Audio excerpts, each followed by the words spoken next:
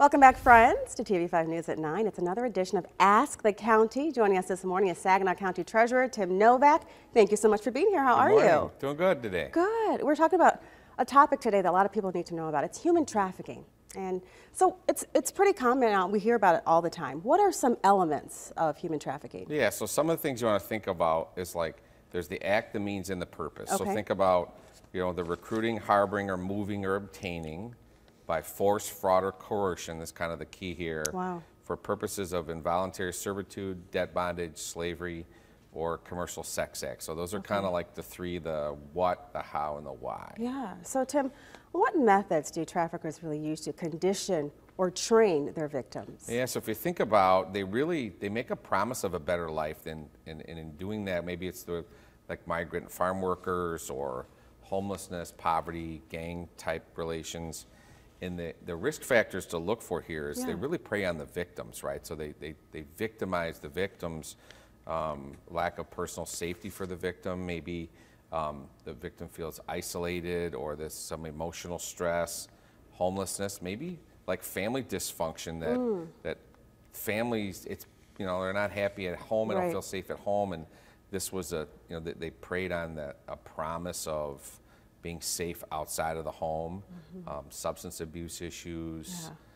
It's really, think about preying on the victim, those that are, don't feel like they have any other choices. And these folks prey on that kind of stuff. And it's good for us to know those signs, Tim. So what should someone do if they witness or suspect human trafficking? Yeah, so always want to, like maybe your agency you work at, your business you work at, or your community will have things you should look out for. So one thing is, you should always, there's the Human Trafficking Resource Center, the national network. You can either text them at Be Free.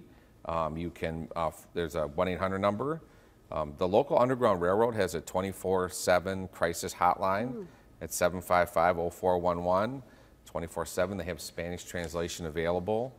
There's always local law enforcement. When in doubt, report to local law enforcement as your options. And the Underground Railroad's kind of the safe place. They don't, it's a self-reporting type thing. So if you feel like you're, a victim, that's the place to go. They're our local shelter for folks that feel, sexual and abuse at home.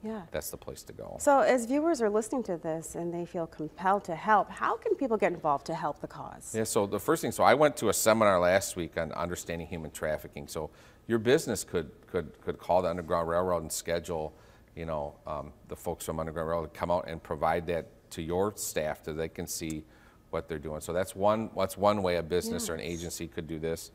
There's volunteer opportunities available at the shelter, or maybe it's just monetary donations or donations of goods. They're trying to, a lot of these folks need a new start, and they may need clothing, furniture, other types of things. So call the Underground Railroad, 755-0413. You can always visit their website. And the key here is always don't ever be afraid to kind of reach out and offer that help. Yeah, and I also love that you talk about the signs to look out for, because if you see something, say something. That's important, isn't it? We live in a society where we put the walls up, right? And we're like, well, I don't want to worry about it because it's not me. But sometimes it's okay to be, maybe to be a little nosy, or maybe ask those questions out of concern and safety. And it's an uncomfortable thing for the victim to be put into this, and they have to know that there's help out there available. I love the message you just said. Be a little nosy. It's good to be nosy sometimes. Be a nosy neighbor. I love it. Tim, thank you so much for giving us this valuable information. If you have any questions that you would like to ask the county, just send them to WNEM@WNEM.com. Stick around. Matthew has a look at your forecast on the other side of this break.